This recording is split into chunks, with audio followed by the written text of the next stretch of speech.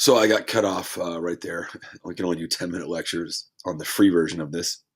So again, what you're seeing here from the slave codes is a heavy restriction and regulation of slaves. Not to say that there weren't restrictions before, but post 1831, it's going to be really most oppressive. And so you're going to see over the 30s and the 40s and into the 50s this real paranoia in the South about the institution of slavery, about what's going on with the North in terms of abolitionists. And as a result, you're going to see sort of even more surveillance on slaves than you've seen in the past. Now, I want to point out John C. Calhoun, of course, he of the nullification crisis, formerly way back when, a war hawk with Henry Clay, and then certainly vice president under John Quincy Adams, and then under Jackson, and then resigns.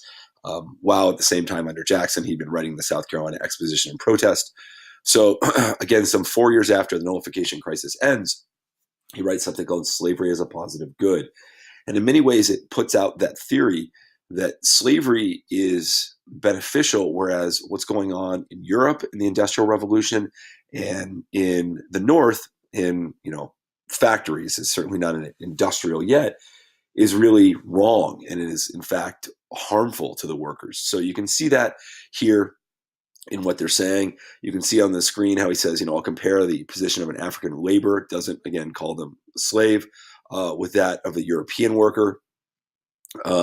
Again, he goes to show just sort of how what's happening with the worker is harmful to them, whereas with the slave, they actually are benefiting.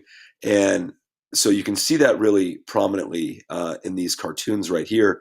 So what you're going to see is, how does a slave look in America?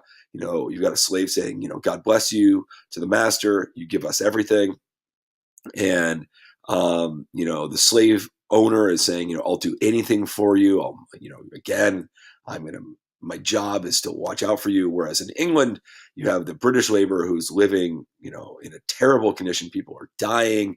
And the British, aristocrat is saying, off to, the asylum for you. You can't do anything if you can't work. So again, sort of, on the left, you see the benevolence. On the right, you see just the dismissal.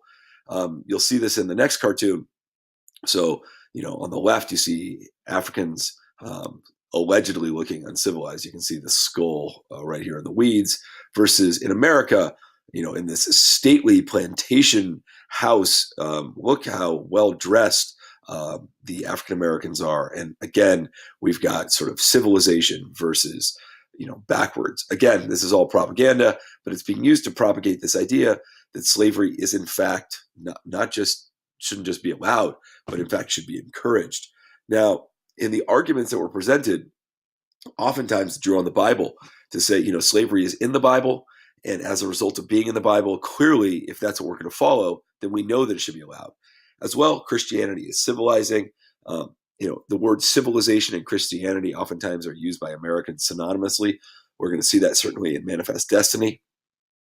We look back, if we're going to really look back to the first people that had the most, classic politics, people had great affinity for the Greek and Roman civilizations. Well, there were slaves there. So if there were slaves there, why shouldn't we have slaves now? Permitted by the U.S. Constitution. And you might say, wait, Anderson, it's not actually written in the Constitution. You're right. It's alluded to a number of times. The 3/5 clause. There is a fugitive slave clause that's in there. It'll later be, famously, there'll be a new one in the Compromise of 1850 coming up.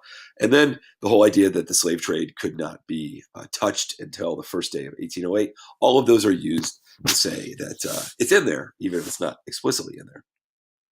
Then you've got, the arguments that we just saw under Calhoun, that they're better off slaves in the South where people care about them than northern wage slaves where the boss doesn't.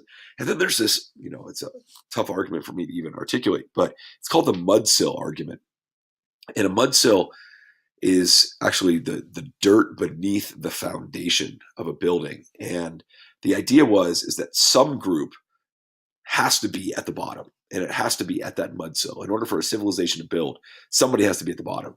And in this case, they're arguing that blacks were at the bottom. It was the natural order. And again, I know that's not surprising to us to hear that based on the, again, the